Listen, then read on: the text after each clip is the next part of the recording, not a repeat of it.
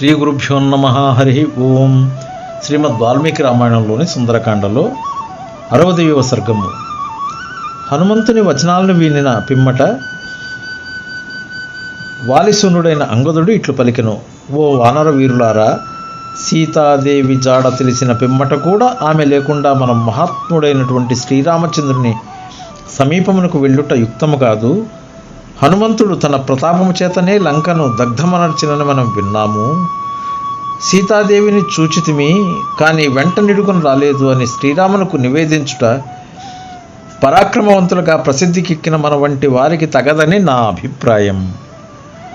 ఓ వానరోత్తములారా, ఆకాశమున ఎగురుతున్నందును పరాక్రమమునందును ముల్లోకముల యందలి దేవతల్లో కానీ దైత్యుల్లో కానీ మనకు సాటి రాగలవారు ఎవ్వరూ లేరు.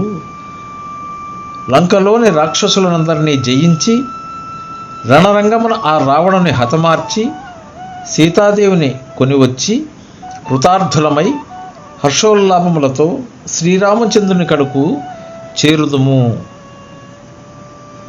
హనుమంతుడు అచ్చటి రాక్షసు వీరులందరినీ ఇంతకుముందే పరిమార్చినాడు.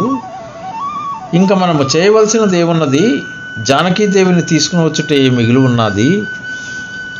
ఆ వానరులను వానర ప్రముఖులను అందరినీ కష్టపెట్టుట ఎందులకు? మనమే వెళ్ళి ఆ రాక్షస ప్రముఖులను వధించి వచ్చి శ్రీరాముని, లక్ష్మణుని, సుగ్రీవుని దర్శించదము.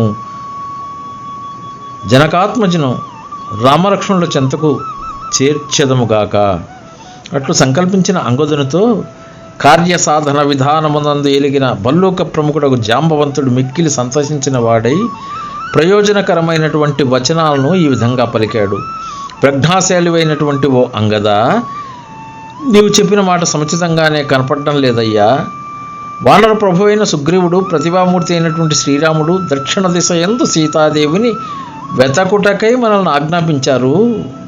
ఆమెను తీసుకుని రమ్మనలేదు. ఏ విధముగానైనా సీతాదేవిని మనం తీసుకుని వెళ్ళుట శ్రీరామునికి ఇష్టము కాకపోవచ్చును.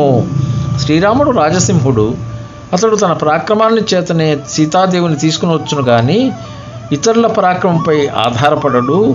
ఆ ప్రభువు వానరులందరి సమక్షంలో శత్రువును జయించి సీతను కొనివచ్చడు అని తన వంశముపై ఒట్టు పెట్టుకుని ప్రతిజ్ఞ చేసి ఉన్నాడు. ఆయన తన ప్రతిజ్ఞాభంగమునకు ఎట్లు పాల్పడతాడు? మనము జానకిని తీసుకుని వెళ్ళినచో ఆయన చేసిన ప్రతిజ్ఞ విఫలమవుతుంది. అది ఆయనకు తృప్తిని కూర్చదు. ఓ వానర ప్రముఖులారా, మన ప్రయత్నమంతయు వ్యర్థమవుతుంది. అందువలన మనమందరము రామలక్ష్మణులు మహాతేజస్యాలైనటువంటి సుగ్రీవుడు ఉన్న చోటుకు వెళ్ళి ఇంతవరకు జరిగిన విశేషాలను వారికి నివేదిద్దాము. ఓ రాజపుత్ర అంగద, నీవు చేసిన సూచనయు త్రోసిపుచ్చదగినది కాదు. కానీ శ్రీరాముని ఆలోచనను అనుసరించి మనము కార్యసిద్ధికై పూనుకొనుట యుక్తము. సీతాదేవి జాడను తెలుసుకుని వచ్చుటకే ప్రభువు మనల్ని ఆదేశించాడు, ఆమెను తీసుకుని వచ్చుట కాదు అని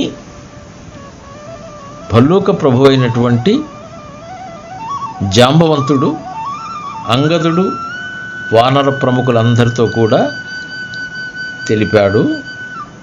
స్వస్తి.